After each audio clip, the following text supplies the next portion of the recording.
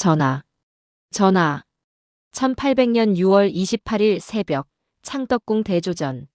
한 여인의 다급한 목소리가 어둠을 가르고 있었습니다. 효의왕 후 김씨는 남편의 차가워져가는 손을 붙잡은 채 흐느끼고 있었습니다. 49세. 조선 역사상 가장 개혁적이었던 왕, 정조가 세상을 떠나는 순간이었습니다. 그런데 이상한 점이 있었습니다. 불과 열흘 전만 해도 건강했던 왕이 갑자기 쓰러졌고 어떤 치료도 효과가 없었습니다. 궁궐 안팎으로는 이미 불길한 소문이 퍼지고 있었습니다. 독살이다. 누군가 왕을 제거했다. 하지만 더 충격적인 사실은 따로 있었습니다. 정조가 숨을 거두기 직전 효의왕 후에게만 남긴 비밀 유언이 있었다는 것입니다. 그 유언의 내용은 무엇이었을까요? 그리고 왜 정조는 49세의 한창 나이에 갑자기 세상을 떠나야 했을까요? 더욱 놀라운 것은 정조가 죽은 직후 궁궐에서 벌어진 일들이었습니다. 24년간 쌓아올린 개혁 정책들이 단 며칠 만에 무너졌고 정조가 그토록 경계했던 세력들이 다시 권력을 장악했습니다. 효의왕 후는 자식도 없이 홀로 남겨졌고 11세의 어린 순조는 정조의 생모도 아닌 대왕 대비의 소나기에 들어갔습니다. 이 모든 것이 우연이었을까요? 아니면 누군가 치밀하게 계획한 일이었을까요? 오늘 우리는 정조의 마지막 날들과 그가 남긴 비밀 유언, 그리고 그의 죽음 이후 궁궐에서 벌어진 충격적인 진실을 하나하나 되짚어보려 합니다. 기록은 많은 것을 말해주지 않습니다. 하지만 남아있는 단편적인 증거들을 연결해보면 우리는 그날 밤 궁궐에서 무슨 일이 벌어졌는지 조금씩 이해하게 됩니다. 역사는 때로 침묵하지만 그 침묵 뒤에는 언제나 진실이 숨어 있습니다. 지금부터 함께 그 진실을 따라가 보겠습니다. 1800년 6월 중순까지만 해도 정조는 건강했습니다. 매일 아침 일찍 일어나 정무를 보았고 신하들과 학문을 논하며 개혁 정책을 계속 추진하고 있었습니다. 하지만 6월 18일 갑자기 이상한 증상이 나타나기 시작했습니다. 정조실록은 이렇게 기록하고 있습니다. 상께서 갑자기 등에 종기가 생기셨다. 처음에는 단순한 종기로 여겨졌습니다. 조선시대 왕들에게 종기는 흔한 질병이었고 대부분 치료가 가능했습니다. 하지만 정조의 종기는 달랐습니다. 어떤 치료를 해도 낫지 않았고 오히려 급격히 악화되었습니다. 불과 사흘 만에 정조는 제대로 걷지도 못할 정도로 쇠약해졌습니다. 당시 어이들은 당황했습니다. 왕의 몸에 생긴 종기가 이렇게 빠르게 악화되는 것은 매우 이례적이었기 때문입니다. 6월 22일 정조는 침상에서 일어날 수 없게 되었습니다. 고열과 함께 의식이 흐려지기 시작했고 신하들은 급히 전국의 명의들을 불러들였습니다. 하지만 아무도 왕의 병을 고칠 수 없었습니다. 더 이상한 점은 증상의 양상이었습니다. 단순한 종기라면 국소 부위의 염증과 통증이 주된 증상이어야 하는데 정조는 전신 쇠약, 구토, 설사 등 중독 증상과 유사한 모습을 보였습니다. 어이들의 기록을 보면 이런 표현이 등장합니다. 증세가 심상치 않사옵니다. 약을 써도 차도가 없고 오히려 악화되옵니다. 이것은 무엇을 의미하는 것일까요? 당시 궁궐 안에서는 이미 수상한 움직임들이 포착되고 있었습니다. 정조의 병세가 악화되자 평소 왕과 대립했던 노론 벽파 세력들이 은밀하게 모임을 가졌다는 증언이 있습니다. 그들은 무엇을 의논하고 있었을까요? 6월 27일 정조는 자신의 죽음이 임박했음을 직감했습니다. 그날 밤 왕은 효의왕 후를 침전으로 불렀습니다. 두 사람만 남은 그 공간에서 정조는 왕비에게 무언가를 말했습니다. 아무도 그 내용을 정확히 알 수 없었지만 효의왕 후의 눈에서는 눈물이 멈추지 않았다고 합니다. 다음 날 새벽 1800년 6월 28일 정조는 49세의 나이로 숨을 거두었습니다. 발병한 지 단 10일 만이었습니다. 조선시대 왕들의 평균 수명을 생각해보면 49세는 결코 이른 나이가 아니었습니다. 하지만 정조만큼 건강했던 왕이 이렇게 갑자기 세상을 떠난 것은 매우 이례적이었습니다. 더욱이 그가 추진하던 개혁 정책들이 완성을 눈앞에 두고 있던 시점이었다는 점을 생각하면 이 죽음의 타이밍은 너무나 기묘했습니다. 이 장면은 우리에게 중요한 질문을 던집니다. 정조의 죽음은 정말 자연사였을까요? 기록들을 살펴보면 당시 상황이 결코 평범하지 않았음을 알 수 있습니다. 불과 10일 만에 건강했던 왕이 세상을 떠났고 증상은 단순한 종기보다는 중독에 가까웠습니다. 역사는 이 순간을 갑작스러운 승하라고 기록했지만 그 기록 뒤에는 말할 수 없는 진실이 숨어 있었을 가능성이 큽니다. 1800년 6월 27일 밤 정조가 효의왕후를 홀로 불렀다는 기록은 여러 곳에서 확인됩니다. 당시 왕의 상태는 매우 위중했습니다. 의식이 오락가락했고 말을 하는 것조차 힘들어하던 상황이었습니다. 그런데도 정조는 다른 신하들과 후궁들을 모두 물리치고 오직 효의왕후만을 침전으로 불렀습니다. 왜였을까요? 효의왕후 김씨는 1759년 정조와 가래를 올린 뒤 41년간 함께한 동반자였습니다. 하지만 두 사람 사이에는 자식이 없었습니다. 이것은 효의왕후에게 큰 고통이었습니다. 조선시대 왕비에게 자식, 특히 아들이 없다는 것은 곧 권력의 상실을 의미했기 때문입니다. 실제로 정조의 후사는 후궁 수빈 박씨가 낳은 아들, 순조가 이어받게 되어 있었습니다. 정조가 죽으면 효의왕후는 자식도 없는 채 대비가 될 것이고 진정한 권력은 순조의 생모 수빈 박씨나 대왕대비 정순왕후에게 넘어갈 것이 뻔했습니다. 정조는 이 모든 것을 알고 있었습니다. 그날 밤 그가 효의왕후에게 남긴 말은 정확히 기록되지 않았습니다. 하지만 후대의 여러 문헌과 효의왕후의 행적을 통해 우리는 그 내용을 추측할 수 있습니다. 첫째, 정조는 자신의 죽음이 단순한 병사가 아닐 수 있다는 것을 암시했던 것으로 보입니다. 왕조실록에는 없지만 당시 궁녀들의 증언을 모은 야사에는 이런 내용이 전해집니다. 전하께서 왕비께 조심하라는 말씀을 여러 번 하셨다 한다. 무엇을 조심하라는 것이었을까요? 둘째, 정조는 순조의 앞날에 대해 깊은 우려를 표했던 것으로 추정됩니다. 당시 순조는 11세에 불과했고 정조가 추진했던 개혁 정책에 반대하던 노론 벽파 세력이 호시탐탐 권력을 노리고 있었습니다. 정조는 효의왕후에게 순조를 보호해달라고 당부했을 가능성이 큽니다.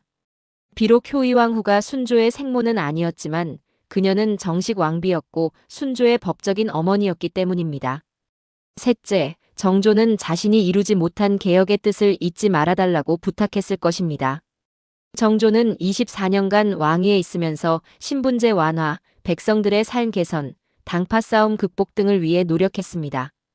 하지만 그의 죽음과 함께 이 모든 것이 무너질 것을 그는 예감하고 있었습니다. 그날 밤 대화가 끝난 후 효의왕후는 침전을 나와 한참을 울었다고 합니다. 곁에 있던 상궁이 마마 괜찮으시옵니까? 라고 물었을 때 효의왕후는 이렇게 답했다고 전해집니다. 전하께서 너무 많은 짐을 남기고 가신다. 다음 날 새벽 정조는 세상을 떠났습니다. 효의왕후는 그날부터 21년을 더 살았습니다. 자식도 없이 진정한 권력도 없이 그저 대비라는 이름만 가진 채로 말입니다. 하지만 그녀는 정조가 남긴 마지막 말을 평생 잊지 않았습니다. 그리고 가능한 범위 내에서 순조를 보호하고 정조의 뜻을 지키려 노력했습니다. 비록 역사는 그녀의 이름을 크게 기록하지 않았지만 효의왕후는 정조의 마지막 동반자로서 자신의 역할을 다했습니다. 정조가 효의왕후에게 남긴 유언은 단순한 개인적 작별 인사가 아니었습니다. 그것은 곧 무너질 개혁의 뜻을 누군가는 기억해달라는 간절한 부탁이었고 어린 아들을 지켜달라는 아버지의 마지막 당부였습니다. 효의왕후는 자식도 없고 권력도 없었지만 정조의 마지막 말을 평생 가슴에 품고 살았습니다. 역사는 때로 권력자만을 기록하지만 진정한 충심과 헌신은 이렇게 조용한 곳에서 빛을 발합니다. 정조의 죽음 직후 조선 사회는 충격에 빠졌습니다. 백성들 사이에서는 곧바로 의혹이 퍼지기 시작했습니다. 왕께서 독살당하셨다. 이것은 단순한 소문이 아니었습니다. 정조의 죽음에는 여러 가지 이상한 점들이 있었기 때문입니다. 첫째, 발병부터 사망까지의 기간이 너무 짧았습니다. 6월 18일 종기가 생긴 후 단 10일 만에 세상을 떠났습니다. 당시 의료 수준을 고려하더라도 49세의 건강한 왕이 종기로 이렇게 빨리 죽는다는 것은 매우 이례적이었습니다. 둘째, 증상이 단순한 종기와 달랐습니다. 승정원 일기를 자세히 살펴보면 정조는 종기 외에도 구토, 설사, 전신 쇠약 등의 증상을 보였습니다. 이것은 오히려 비소 같은 동물 중독 증상과 유사합니다. 셋째, 정조가 쓰러지기 직전 먹은 음식에 대한 기록이 모호합니다. 일반적으로 왕조실록은 왕이 먹은 음식까지 상세히 기록하는데 정조의 마지막 며칠간의 식사 기록은 유독 간략합니다. 의도적으로 생략한 것일까요? 넷째, 정조의 죽음으로 가장 큰 이득을 본 세력이 분명히 있었습니다. 바로 노론 벽파였습니다. 정조는 재위 기간 내내 노론과 소론, 남인을 균형 있게 등용하며 당파 싸움을 극복하려 했습니다. 이것은 노론 벽파의 기득권을 크게 위협하는 정책이었습니다.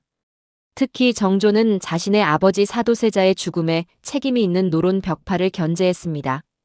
만약 정조가 계속 살아있었다면 노론 벽파의 권력은 점점 약해졌을 것입니다. 하지만 정조가 죽고 11세의 어린 순조가 즉위하자 상황은 완전히 바뀌었습니다. 대왕 대비 정순왕 후영조의 계비가 수렴청정을 시작했고 그녀는 노론 벽파의 핵심 인물이었습니다. 정조의 죽음 직후 단 며칠 만에 정조가 추진했던 개혁 정책들이 대부분 폐기되었습니다. 이것은 우연일까요? 당시 한선비는 일기에 이렇게 적었습니다. 세상이 하루아침에 바뀌었다. 어제까지 왕께서 하시던 일들이 오늘은 모두 잘못된 것이 되어버렸다. 다섯째, 정조 자신이 독살 위험을 인지하고 있었다는 증거가 있습니다. 정조는 평소 음식을 매우 조심했고 식사 전 항상 검식관이 먼저 맛을 보게 했습니다. 또한 정조실록에는 정조가 신하들에게 이런 말을 한 기록이 있습니다. 내가 이루려는 일이 많은 이들의 미움을 사고 있음을 안다. 그는 자신이 위험에 처해 있다는 것을 알고 있었습니다. 그렇다면 정말 정조는 독살당한 것일까요? 확실한 증거는 없습니다. 당시의 검시 기록이나 의료 기록만으로는 독살을 증명할 수 없습니다. 하지만 정황상 의심스러운 점이 너무 많습니다. 현대 의학자들이 정조의 증상을 분석한 결과 비소 중독 가능성이 제기되기도 했습니다. 비소는 조선시대에 쉽게 구할 수 있는 동물이었고 증상도 정조가 보인 것과 매우 유사합니다. 역사는 때로 진실을 숨깁니다. 권력을 가진 자들이 기록을 통제하기 때문입니다. 정조의 죽음에 대한 진실은 아마 영원히 밝혀지지 않을지도 모릅니다. 하지만 우리가 확실히 알 수 있는 것은 하나입니다. 정조의 죽음으로 인해 조선의 개혁은 멈췄고 노론 벽파가 다시 권력을 장악했다는 사실입니다. 정조의 죽음은 단순한 병사로 기록되었지만 그 뒤에는 수많은 의혹이 숨어 있습니다. 역사는 승자가 쓴다고 했습니다. 정조의 죽음으로 권력을 얻은 자들이 기록을 남겼다면 과연 그 기록은 진실일까요? 우리는 역사를 읽을 때 단순히 기록만 볼 것이 아니라 그 기록 뒤에 숨겨진 권력 구조와 이해관계를 함께 봐야 합니다. 정조의 49세 급선은 여전히 조선 역사상 가장 큰 미스터리 중 하나로 남아 있습니다. 효의왕후 김씨. 그녀는 1759년 10세의 어린 나이에 세손빈 훗날 정조의 왕비후로 간택되었습니다. 당시 청풍 김씨 가문은 명문가였지만 권력의 중심은 아니었습니다. 효의왕후는 정조와 결혼한 후 41년을 함께했지만 단 한 명의 자식도 낳지 못했습니다. 이것은 조선시대 왕비에게 치명적인 약점이었습니다. 왕실에서 왕비의 가장 중요한 역할은 적통을 잇는 것이었기 때문입니다. 정조에게는 후궁들이 있었고 그중 수빈 박씨가 아들공을 낳았습니다. 바로 훗날 순조가 되는 인물입니다. 효의왕후는 순조를 법적으로는 자신의 아들로 삼아 양육했지만 실제 생모는 수빈 박씨였습니다. 이것은 효의왕후에게 평생의 아픔이었습니다. 정조가 살아있을 때는 그래도 왕비로서의 지위가 보장되었습니다. 정조는 효의왕후를 존중했고 중요한 결정을 할 때 그녀와 상의했습니다. 하지만 정조가 죽자 상황은 완전히 달라졌습니다. 1800년 6월 28일 정조 승하. 효의왕후는 44세의 나이로 데뷔가 되었습니다. 하지만 진정한 권력은 그녀에게 오지 않았습니다. 대왕 대비 정순왕후가 수렴청정을 선포했기 때문입니다.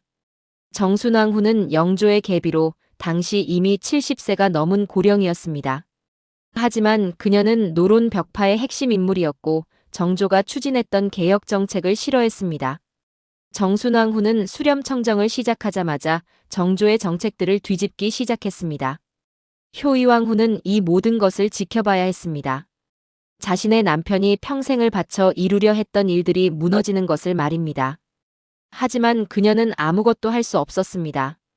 자식도 없고 정치적 기반도 없었기 때문입니다. 순조실록의 한 기록을 보면 효의왕후의 처지가 얼마나 외로웠는지 짐작할 수 있습니다. 대비마마께서 침전에만 계시며 거의 나오지 않으신다. 효의왕후는 궁궐 안에서 점점 고립되어 갔습니다. 권력의 중심은 정순왕후와 순조의 생모 수빈 박씨였습니다. 효의왕후는 명목상의 대비일 뿐이었습니다. 1805년 정순왕후가 죽자 수렴청정은 끝났지만 효의왕후에게 권력이 돌아온 것은 아니었습니다. 이미 순조는 성년이 되어 친정을 시작했고 생모 수빈 박씨의 영향력이 컸습니다. 효의왕후는 그저 조용히 자신의 처소에서 지냈습니다. 그녀가 할 수 있는 일은 많지 않았지만 그녀는 한 가지만은 지켰습니다. 정조의 제사를 정성껏 모시는 것이었습니다. 매년 정조의 기일이 되면 효의왕후는 누구보다 먼저 제사를 준비했고 밤새곡을 했다고 합니다. 그녀는 정조가 남긴 유언을 잊지 않았습니다. 비록 큰 권력은 없었지만 가능한 범위 내에서 순조를 보살폈고 정조의 뜻을 기억하려 노력했습니다. 1821년 효의왕후는 72세의 나이로 세상을 떠났습니다. 정조가 죽은 지 21년 후였습니다. 그녀는 정조 곁에 묻혔고 마침내 두 사람은 다시 만났습니다. 효의왕후의 삶은 화려하지 않았습니다. 자식도 없었고 권력도 없었습니다. 하지만 그녀는 정조의 마지막 동반자로서 끝까지 자신의 자리를 지켰습니다. 역사는 그녀를 크게 기록하지 않았지만 그녀의 헌신과 충심은 분명히 존재했습니다. 효의왕후의 삶은 조선시대 여성, 특히 자식 없는 왕비의 비극을 잘 보여줍니다. 아무리 왕비라 해도 자식이 없으면 권력을 가질 수 없었고 남편이 죽으면 고립될 수밖에 없었습니다. 하지만 효의왕후는 이 모든 어려움 속에서도 정조에 대한 사랑과 충심을 지켰습니다. 권력이 없어도 지킬 수 있는 것이 있습니다. 그것은 바로 한 사람에 대한 진실한 마음입니다. 효의왕후는 그것을 평생 지킨 사람이었습니다. 정조가 숨을 거둔 지 단 하루 만에 조선의 정치 판도는 완전히 뒤바뀌었습니다.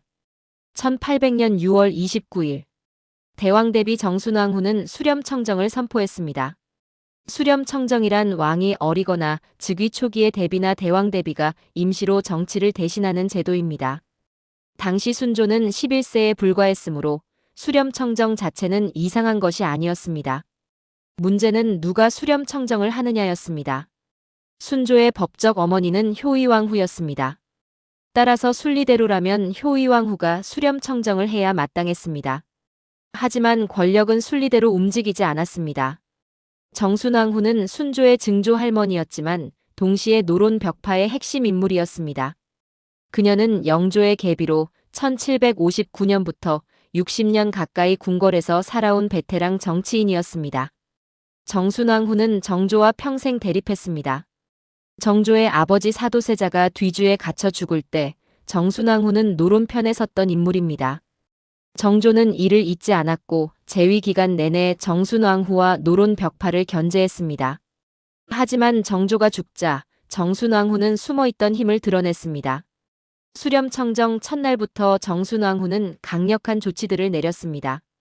가장 먼저 한 일은 정조가 중용했던 신하들을 제거하는 것이었습니다. 특히 정조의 개혁 정책을 추진했던 남인과 소론 계열 관료들이 대거 숙청되었습니다. 순조실록은 이렇게 기록하고 있습니다.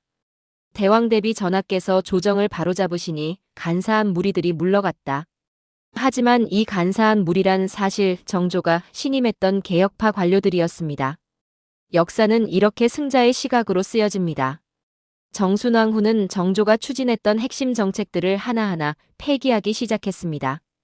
정조는 서울 양반과 첩 사이에서 태어난 자식에게도 관직 진출의 기회를 주려 했습니다. 신분 차별을 완화하고 능력 있는 사람을 등용하기 위함이었습니다. 하지만 정순왕후는 이를 즉시 폐지했습니다. 노론 양반들의 기득권을 유지하기 위함이었습니다. 정조는 규장각을 설립하고 젊은 학자들을 양성했습니다. 이들은 정조의 개혁을 뒷받침하는 핵심 인재들이었습니다. 하지만 정순왕후는 규장각의 권한을 대폭 축소했고 정조가 키운 젊은 학자들을 좌천시켰습니다. 정조는 백성들의 삶을 개선하기 위해 여러 정책을 펼쳤습니다. 환곡 제도 흉년에 곡식을 빌려주고 풍년에 갚게 하는 제도를 개혁하고 불합리한 세금을 줄이려 했습니다. 하지만 정순왕후의 수렴청정 기간 동안 이러한 정책들은 대부분 원래대로 돌아갔습니다. 가장 충격적인 것은 천주교 박해였습니다. 정조는 재위 기간 동안 상대적으로 천주교에 관대했습니다. 종교의 자유를 어느 정도 인정했고 천주교 신자라는 이유만으로 처벌하지 않았습니다. 하지만 정순왕후는 1801년 신유박해를 일으켜 수많은 천주교 신자들을 처형했습니다. 이것은 단순한 종교 탄압이 아니었습니다. 천주교 신자 중에는 정조의 개혁 정책을 지지했던 남인 세력이 많았습니다. 신유박해는 종교박해이자 동시에 정치적 숙청이었습니다. 정순왕후의 수렴청정은 1804년까지 계속되었습니다. 단 4년이었지만 그 4년 동안 정조의 24년 개혁은 대부분 무너졌습니다. 1805년 정순왕후가 죽자 수렴청정은 끝났습니다. 하지만 이미 권력 구조는 완전히 바뀌어 있었습니다. 노론 벽파가 조정을 장악했고 개혁의 꿈은 사라졌습니다. 순조는 명목상 친정을 시작했지만 실제로는 외척 세력과 노론의 영향력 아래에 있었습니다. 조선은 다시 당파 싸움과 권력 다툼의 시대로 돌아갔습니다. 권력은 공백을 용납하지 않습니다. 정조가 죽자 즉시 그의 정치적 반대파들이 권력을 장악했습니다. 24년간 쌓아올린 개혁이 단 4년 만에 무너진 것은 역사의 냉혹함을 보여줍니다. 정조의 죽음이 정말 자연사였는지 아니면 계획된 것이었는지는 알 수 없습니다. 하지만 확실한 것은 그의 죽음으로 가장 큰 이득을 본 세력이 바로 권력을 장악한 노론 벽파였다는 사실입니다. 역사는 이렇게 한 사람의 죽음으로 완전히 방향을 바꾸기도 합니다. 정조는 1776년 즉위하면서 분명한 비전을 가지고 있었습니다. 당파 싸움을 넘어 능력 있는 사람을 등용하고 백성들의 삶을 개선하며 부패한 제도를 개혁하겠다. 이것은 단순한 구호가 아니었습니다. 정조는 이를 실현하기 위해 24년간 끊임없이 노력했습니다. 첫째, 정조는 탕평책을 추진했습니다. 조선 후기는 노론, 소론, 남인 등 당파들이 서로 싸우며 정치가 마비된 시대였습니다. 정조는 이를 극복하기 위해 능력 있는 사람이라면 당파와 관계없이 등용했습니다.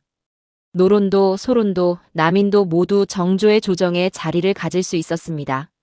하지만 이것은 기득권을 가진 노론 벽파의 반발을 샀습니다.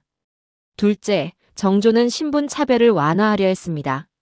서얼에게 관직 진출의 길을 열어주고 노비 제도를 개혁하려 했습니다. 정조는 사람은 태어날 때부터 귀천이 정해지는 것이 아니다라고 말했습니다. 조선시대로서는 매우 혁명적인 발언이었습니다. 하지만 이건 역시 양반 사대부들의 강한 저항에 부딪혔습니다. 셋째, 정조는 백성들의 삶을 직접 개선하려 했습니다. 금난 정권 특정 상인들의 독점 판매권을 폐지해 자유로운 상업활동을 허용했습니다. 환곡 제도를 개혁해 백성들의 부담을 줄이려 했습니다. 수원 화성을 건설하며 농업과 상업이 함께 발전하는 새로운 도시 모델을 만들려 했습니다. 넷째, 정조는 지식인을 양성했습니다. 규장각을 설립하고 젊은 학자들을 모아 학문을 연구하게 했습니다. 정조 자신도 뛰어난 학자였고 많은 책을 저술했습니다. 그는 지식과 학문이 나라를 바꿀 수 있다고 믿었습니다. 이 모든 개혁은 매우 이상적이었고 만약 성공했다면 조선은 완전히 다른 나라가 되었을 것입니다. 하지만 정조의 개혁에는 치명적인 한계가 있었습니다. 그것은 바로 개혁의 지속성이었습니다. 정조의 개혁은 정조 개인의 능력과 권위에 의존하고 있었습니다. 정조가 강력한 리더십으로 반대 세력을 억누르며 개혁을 추진했지만 제도적으로 완전히 정착시키지는 못했습니다. 노론 벽파를 비롯한 기득권 세력들은 표면적으로는 정조에게 복종했지만 속으로는 기회를 노리고 있었습니다. 그들은 정조가 죽기만을 기다리고 있었습니다. 그리고 1800년 6월 28일 그 기회가 왔습니다. 정조가 죽자 그들은 즉시 움직였습니다. 정순왕 후에 수렴청정이 시작되면서 정조의 개혁 정책들은 하나둘씩 폐기되었습니다.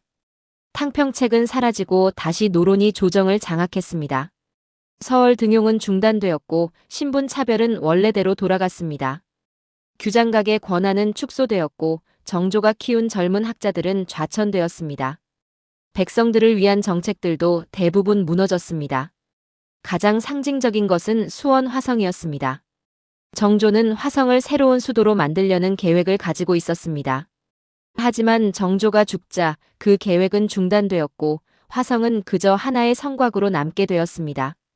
정조의 개혁이 좌절된 근본적인 이유는 무엇일까요? 첫째, 기득권 세력의 저항이 너무 강했습니다. 개혁은 필연적으로 기존 권력자들의 이익을 침해합니다. 정조의 개혁 역시 양반 사대부들의 특권을 제한하는 것이었기에 그들의 강한 반발을 샀습니다. 둘째, 제도적 기반이 약했습니다. 정조의 개혁은 왕의 강력한 의지에 의존했지 법과 제도로 완전히 정착되지 못했습니다. 따라서 정조가 죽자 쉽게 무너질 수밖에 없었습니다. 셋째, 후계 구조가 불안정했습니다. 순조는 11세에 즉위했고 정조의 개혁 정신을 이어받지 못했습니다. 만약 정조가 10년만 더 살아서 순조를 직접 교육하고 개혁 정책을 제도화했다면 역사는 달라졌을지도 모릅니다. 정조의 개혁이 좌절된 것은 조선 역사의 큰 비극입니다. 만약 정조의 개혁이 성공했다면 조선은 서구 열강의 침략을 받기 전에 스스로 근대화를 이룰 수 있었을지도 모릅니다. 하지만 역사의 가정은 없습니다. 정조의 죽음과 함께 조선의 마지막 개혁 기회도 사라졌습니다. 개혁은 한 사람의 의지만으로는 완성될 수 없습니다. 제도로 정착되고 다음 세대에 계승되어야 비로소 진정한 변화가 일어납니다. 정조의 개혁이 좌절된 것은 그의 능력이 부족해서가 아니라 시대의 한계와 기득권 세력의 저항 때문이었습니다. 하지만 정조의 노력이 완전히 헛된 것은 아니었습니다. 그가 보여준 개혁의 비전과 백성을 사랑하는 마음은 후대에 기억되었고 조선 후기 개혁 사상의 씨앗이 되었습니다. 1800년 6월 28일 정조가 세상을 떠난 그날부터 효의왕 후의 진짜 시련이 시작되었습니다. 44세. 그녀에게 남은 것은 대비라는 명칭뿐이었습니다. 자식도 없고 권력도 없고 남편도 없는 채로 궁궐에 홀로 남겨진 것입니다. 효의왕 후는 정조가 죽은 후 21년을 더 살았습니다. 1821년 72세로 세상을 떠날 때까지 그녀는 무엇을 생각하며 살았을까요? 처음 몇 년은 가장 힘든 시기였습니다. 대왕 대비 정순왕 후가 수렴청정을 하면서 궁궐의 실권을 장악했습니다. 효의왕 후는 명목상으로는 순조의 어머니였지만 실제로는 아무런 발언권이 없었습니다. 그녀는 대부분의 시간을 자신의 처소에서 보냈습니다. 순조실록의 기록을 보면 효의왕 후는 거의 공식 행사에 나타나지 않았습니다. 다른 왕비나 대비들이 활발하게 궁중 행사에 참여한 것과는 대조적이었습니다. 왜 그랬을까요? 아마도 효의왕 후는 정조의 개혁이 무너지는 것을 지켜보는 것이 너무 고통스러웠을 것입니다. 자신의 남편이 평생을 바쳐 이루려 했던 일들이 하루아침에 무너지는 것을 보면서 그녀는 무슨 생각을 했을까요? 1805년 정순왕 후가 죽었습니다. 수렴청정이 끝나고 순조가 친정을 시작했습니다. 이때부터 효의왕 후에게 조금은 평화로운 시간이 찾아왔습니다. 순조는 비록 효의왕 후가 낳은 아들은 아니었지만 법적으로는 그녀의 아들이었습니다. 순조는 효의왕 후를 정중히 대했고 중요한 일이 있을 때는 그녀의 의견을 물었습니다. 하지만 효의왕 후는 정치에 관여하지 않았습니다. 그녀가 관심을 쏟은 것은 오직 하나, 정조를 기억하는 일이었습니다. 효의왕 후는 매년 정조의 기일이 되면 누구보다 정성껏 제사를 준비했습니다. 그녀는 밤새 곡을 했고 정조의 영정 앞에서 긴 시간을 보냈습니다. 또한 정조가 남긴 글과 책들을 정리하는 일에도 힘썼습니다. 정조는 생전에 많은 저술을 남겼는데 효의왕 후는 이것들이 잘 보관되고 후대에 전해지도록 신경 썼습니다. 효의왕 후에게는 특별한 장소가 하나 있었습니다. 바로 수원 화성이었습니다. 정조는 화성을 건설하며 새로운 꿈을 꾸었고 자주 화성을 방문했습니다. 효이왕 후도 정조와 함께 화성에 간 적이 있었습니다.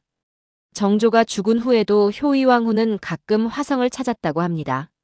그곳에서 그녀는 정조와 함께했던 시간을 떠올리며 위안을 얻었을 것입니다. 효이왕 후의 말년은 조용했습니다. 그녀는 궁궐 안에서 불교에 귀의하며 마음의 평안을 찾았습니다. 당시 기록을 보면 효이왕 후가 경전을 읽고 연불하는 일에 많은 시간을 보냈다고 합니다. 1821년 4월 9일 효이왕 후는 72세의 나이로 세상을 떠났습니다. 정조가 죽은 지 정확히 21년 후였습니다. 그녀의 마지막 말은 기록되지 않았습니다. 하지만 아마도 그녀는 정조를 만나게 된 것을 기뻐했을 것입니다. 효이왕 후는 정조 곁에 묻혔습니다. 서울 서초구에 있는 헌릉정조의 무덤과 건능효 의왕 후의 무덤이 나란히 있습니다. 죽어서라도 두 사람은 함께하게 된 것입니다. 효이왕 후의 삶을 돌아보면 많은 생각이 듭니다. 그녀는 화려한 권력도 위대한 업적도 남기지 못했습니다. 역사책에서 그녀의 이름은 거의 언급되지 않습니다. 하지만 그녀는 한 사람에 대한 사랑과 충신만은 평생 지켰습니다. 정조가 살아있을 때는 그의 동반자로서 함께했고 정조가 죽은 후에는 그를 기억하며 21년을 살았습니다. 자식도 없고 권력도 없었지만 효이왕 후는 자신의 방식으로 정조의 뜻을 지켰습니다. 역사는 때로 화려한 업적만을 기억합니다.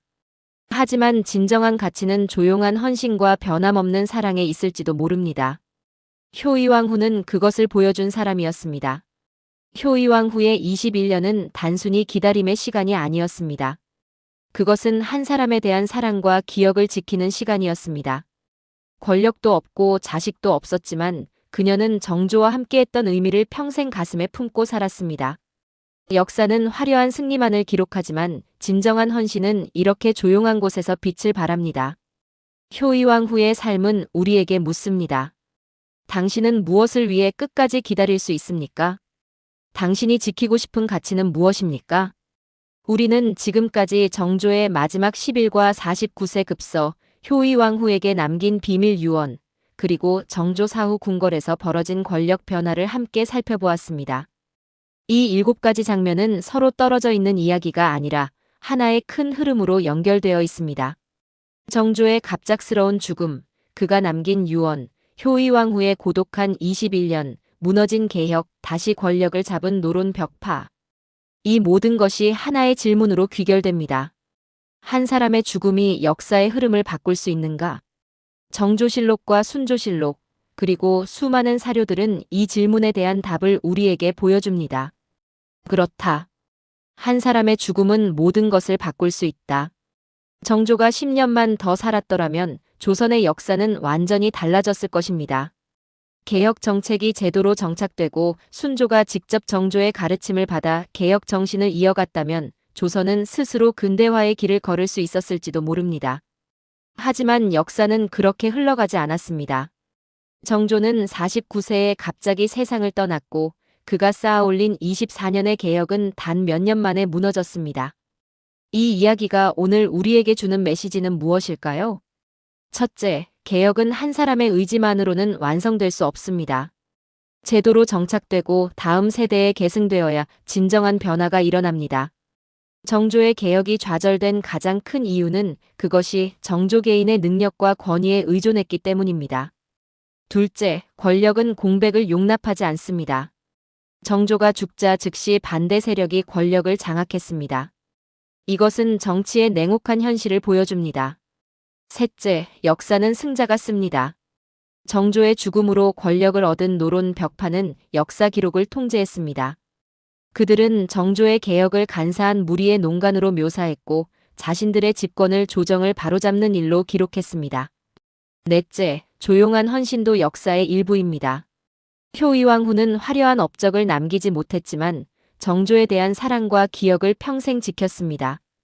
역사는 화려한 승리만을 기록하지만 진정한 가치는 이런 조용한 헌신에 있을지도 모릅니다. 다섯째, 역사의 진실은 때로 숨겨집니다. 정조의 죽음이 정말 자연사였는지 아니면 독살이었는지 우리는 확실히 알 수 없습니다. 하지만 정황상 의심스러운 점이 너무 많습니다. 역사는 때로 침묵하지만 그 침묵 뒤에는 언제나 진실이 숨어 있습니다. 우리는 정조와 효의왕 후의 이야기를 통해 배웁니다. 한 사람의 선택이 시대를 바꿀 수 있다는 것을, 그리고 동시에 한 사람의 죽음이 모든 것을 무너뜨릴 수도 있다는 것을 말입니다. 정조가 효의왕 후에게 남긴 마지막 유언이 무엇이었는지 우리는 정확히 알 수 없습니다. 하지만 효의왕 후가 21년을 더 살며 정조를 잊지 않았다는 사실은 분명히 알 수 있습니다. 진정한 사랑과 헌신은 권력이나 명예가 아니라 이렇게 오랜 기억과 변함없는 마음에 있습니다. 오늘 우리가 이 이야기를 기억해야 하는 이유는 무엇일까요? 역사는 단순히 과거의 기록이 아닙니다. 그것은 오늘을 살아가는 우리에게 교훈을 주는 거울입니다. 정조의 개혁이 좌절된 것은 200년 전 일이지만 그 패턴은 지금도 반복됩니다. 한 사람의 노력이 제도로 정착되지 못하면 쉽게 무너질 수 있다는 교훈은 여전히 유효합니다. 권력을 가진 자들이 자신들의 이익을 위해 개혁을 막는 모습도 지금도 볼 수 있습니다. 그렇기에 우리는 정조와 효의왕 후의 이야기를 기억해야 합니다. 그들의 노력과 헌신이 헛되지 않도록 우리가 그 뜻을 이어가야 합니다. 해시태그 마무리 역사의 물음, 오늘의 대답.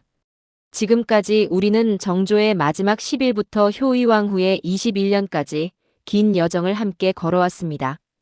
1800년 6월 28일 새벽 정조가 숨을 거두던 그 순간부터 이야기는 시작되었습니다. 그가 효의왕 후에게 남긴 비밀 유언, 49세 급서를 둘러싼 의혹, 자식 없는 왕비의 고독한 운명, 순식간에 무너진 개혁의 꿈, 그리고 21년을 더 살며 정조를 잊지 않았던 효의왕 후의 헌신까지.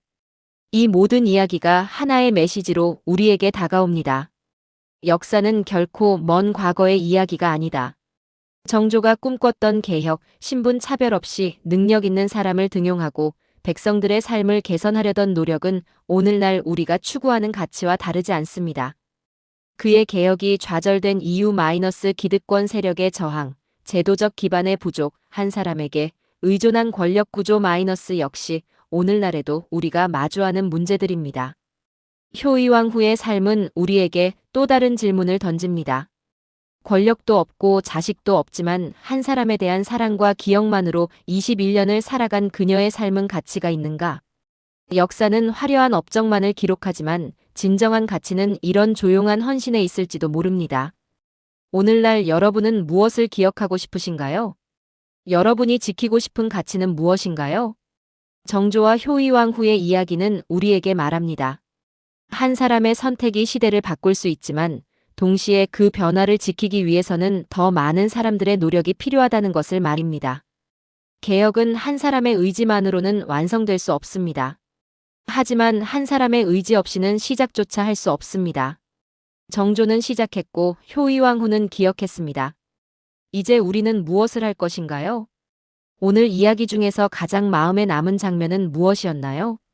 정조의 마지막 10일이었나요? 효의왕 후에게 남긴 비밀 유언이었나요?